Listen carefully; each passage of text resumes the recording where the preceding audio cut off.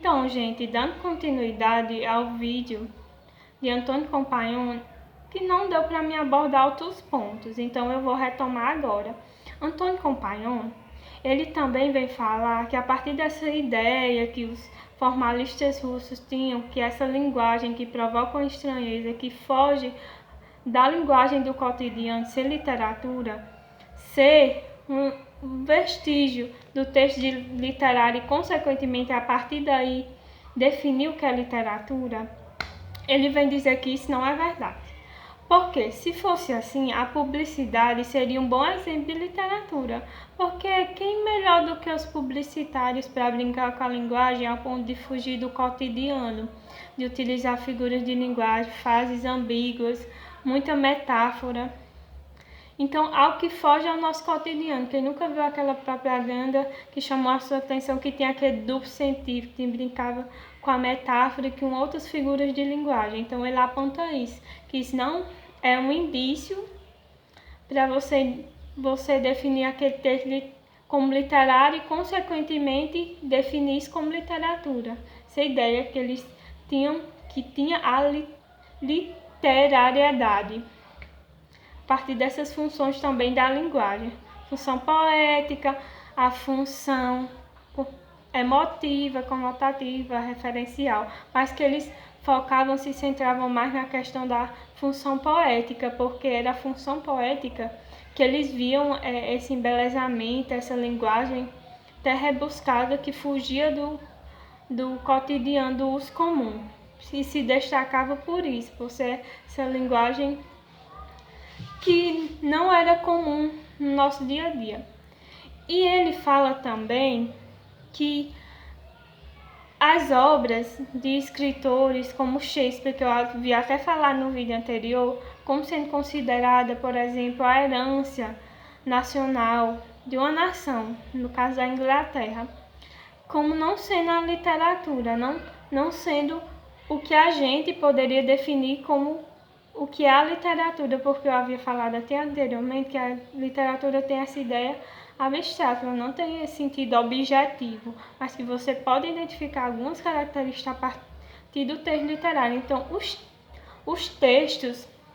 as peças de Shakespeare, que as mais conhecidas, Romeu e Julieta, Hamlet, não são a literatura em si, mas que fazem parte da literatura, principalmente da questão da ideia da literatura clássica, do cânone literário, porque são peças teatrais que têm a sua forma escrita, mas que são representadas a partir de atores e que entram num plano de representação, nessa ideia de representação do real, daquilo que você presencia e que é oralizado. Então, a literatura se manifesta aí tanto por meio da linguagem escrita, devido a essas peças terem sido escritas, e tanto pela questão da linguagem oralizada, porque elas são representadas e, consequentemente, os atores eles têm as suas falas. E com relação a essa linguagem que provoca a estranheza, eu mandei até um poema no grupo de vocês, que é um poema inspirado numa notícia de jornal de Manuel Bandeira, para mostrar para vocês como essa ideia dos formalistas russos era errônea, porque aquele poema ela tem uma linguagem totalmente comum, cotidiana, não provoca essa estranheza que os formalistas russos ditaram para definir que era um texto literário, consequentemente era literatura. Então ali é um bom exemplo, se vocês não leram, sugiro que vocês leiam, é um bom exemplo que inclusive foi baseado numa história real. Manuel Bandeira, aliás, ele viu essa notícia, assistiu essa notícia e a partir daí escreveu esse poema, que não tem uma linguagem que provoca estranheza, mas que é original, é criativo, brinca com a linguagem, mas com a linguagem comum, já quebra aquela ideia que os formalistas russos que diziam que para ser literatura, para a gente identificar a literatura a partir desse texto literário, tinha que ter essa noção dessa linguagem que fugia do cotidiano. Então, dando continuidade, eu também vou falar sobre o segundo texto, que é o de Terry Eagleton, que é um texto que é literatura. E Terry Eagleton, ele era filósofo Aliás, ele é filósofo e crítico literário. Então, o texto dele, o primeiro ponto que ele vem abordar no texto dele, embora seja crítico literário, ele faz esse questionamento, que se existe a teoria literária, é porque existe alguma coisa que se chama de literatura, porque, como eu tinha dito para vocês, a literatura tem essa ideia de algo que não tem um sentido objetivo, mas que ela pode se materializar a partir das obras literárias. Então ele diz o seguinte, faz esse seguinte questionamento: se existe uma ciência chamada teoria, que no caso é a disciplina que vocês pagam, teoria da literatura 1, é porque existe algo chamado literatura, e sobre a qual se teoriza. Porque a literatura também tem as suas teorias, tanto na parte da narratologia, que são as categorias narrativas. Quais? Personagem, o narrador, os tipos de personagem, o espaço, o tempo. Identificar as características também das escolas literárias, caso romantismo, realismo, os movimentos literários em si, a estética. Então ele vem falar sobre isso. E dentro dessa questão ele vem questionar também a ideia que as pessoas têm, que a teoria da literatura é uma ciência meio que